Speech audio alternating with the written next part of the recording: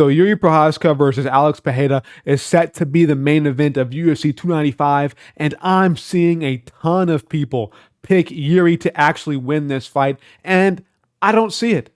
I just do not see it right now as things stand. And there's plenty of reasons to go along with this, but to get things out simply, to really generalize this entire fight before I dive into the full in-depth breakdown of it, I think Alex Pereira is just a more complete striker than Jiri Prochazka. Now you might be asking me, what? That makes total sense. Alex Pereira is a two-time weight champion in Glory Kickboxing. He's a former middleweight champion. He has the kickboxing background. Of course, he has the better complete striking than Jiri Prochazka. That's not why we're picking Jiri to win. But I think him having that kickboxing background makes all the difference in the world versus Jiri Prochazka. Jiri Prochazka is a very exciting fighter. He is very, very fun to watch. But I think him and his exciting style and the way he fights is just a complete detriment against a guy like Alex Pereira. And what I mean by that is that he's just really open on the feet.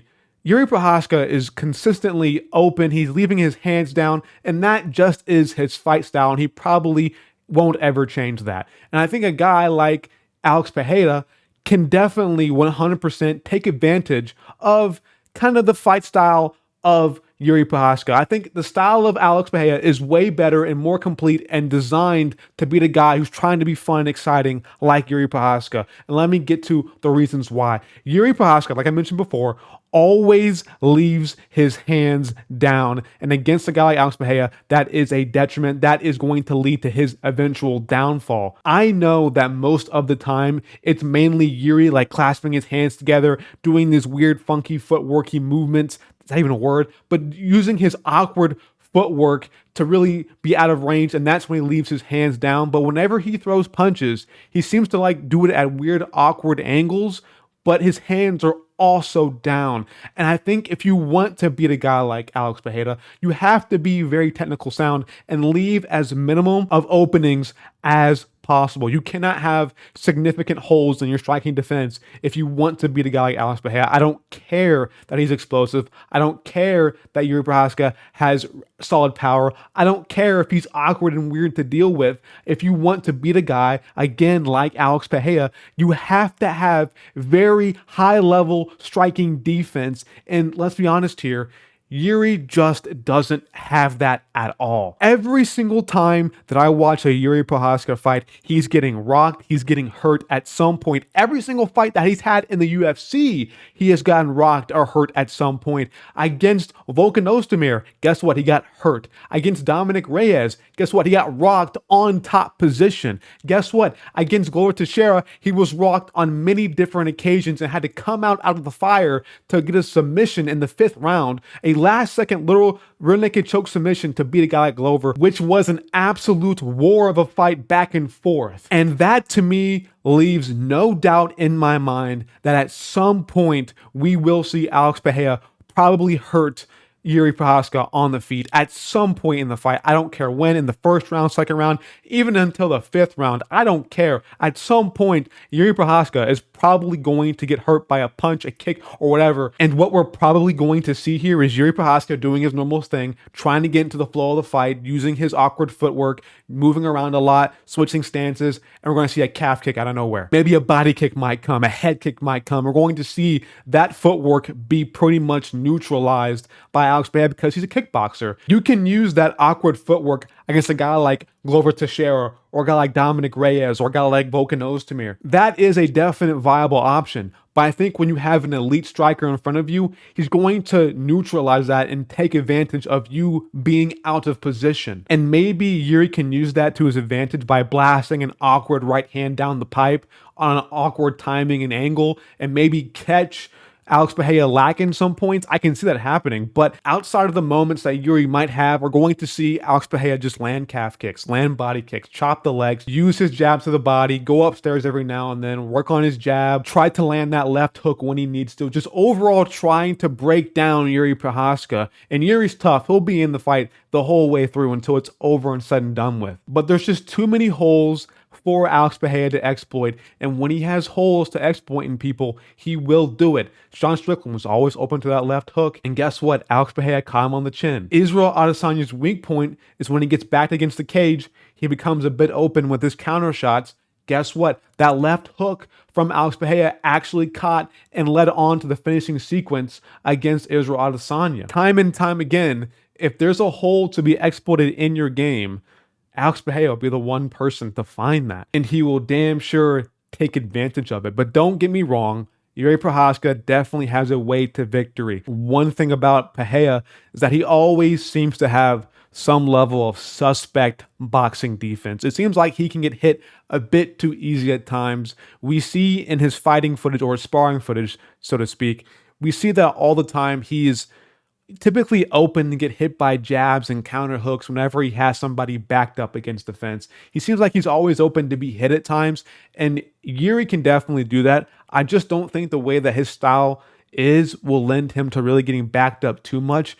I think it'll overall be a stalemate. The only time I really see Jiri Prochazka getting backed up is if he gets hurt by a punch or a kick from Alex Pereira. But outside of that, what can definitely happen is we can see, because we don't know how good the chin is of Alex Pereira at light heavyweight just yet. I think it will be good because he is moving up from 185, and I know he got chinned by Israel Adesanya, which he doesn't have the most insane power of all time, so don't get me wrong. It definitely is a possibility of Jiri Prochazka, of him being able to land that one shot that just turns the lights off for Alex Pereira.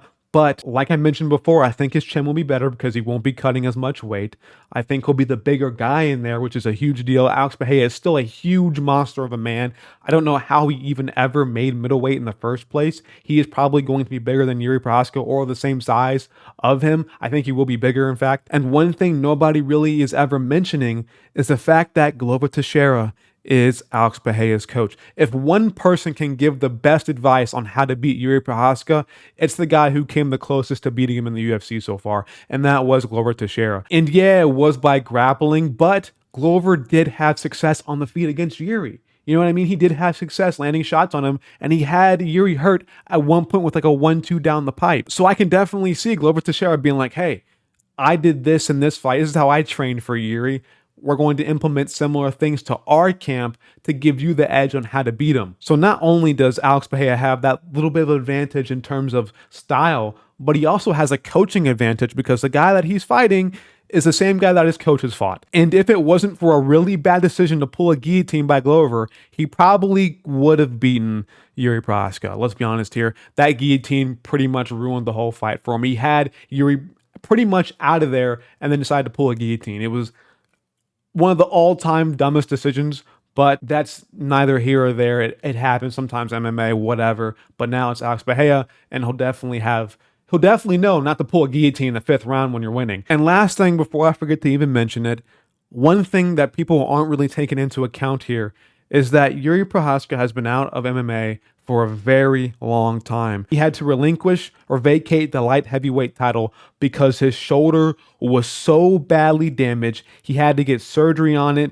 and that has left him out of the game for a very long time. I believe, like 2 years, in fact, it's been. Maybe I'm wrong. I'm kind of going off the top of my head, but it's been a very long time that he's been out of the game. And he's had to do a lot of rehab, most likely, to get that shoulder back to working shape. So how is the power of Jiri going to be with a not so healthy shoulder, with a shoulder that's been compromised in the past? He's definitely had to work on that shoulder and get it back to 100%. So I just don't know how much time Jiri has had just to improve. The main thing that he's probably been focusing on is getting that arm, that shoulder back to 100% and not trying to get better in the gym, not training constantly, just more so talking to the doctors and trying to get his shoulder back to normal, back to where it used to be, even though in my opinion, I don't ever think it will be the same. Even Dana White was like, this is one of the worst injuries that we've ever seen. So that shoulder is definitely going to be an issue, most likely. But to give my official prediction,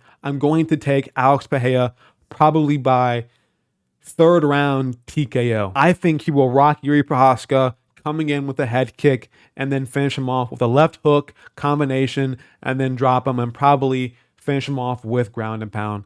I don't know about that actually because we don't know exactly how good Alex Pereira's ground and pound is. We saw it against Andreas Michailidis, and it seemed like it was already pretty suspect. I don't know. So maybe he might put Jiri out cold, but I don't think Jiri will go out cold. He's had time off. That chin is definitely probably recovered in the meantime. So I don't really see Jiri going out cold completely. I see him getting rocked. So as long as Alex Pereira doesn't have the most horrendous ground and pound of all time, I think you should be able to finish off Jiri Prochazka by third round TKO. Thank you guys for watching the video. That's all I have for you guys today. Like, subscribe, and hit that bell icon for notifications so you get notified every single time that I post a video. I love you guys. I'm out of here. Alex Pereira by third round TKO. Peace.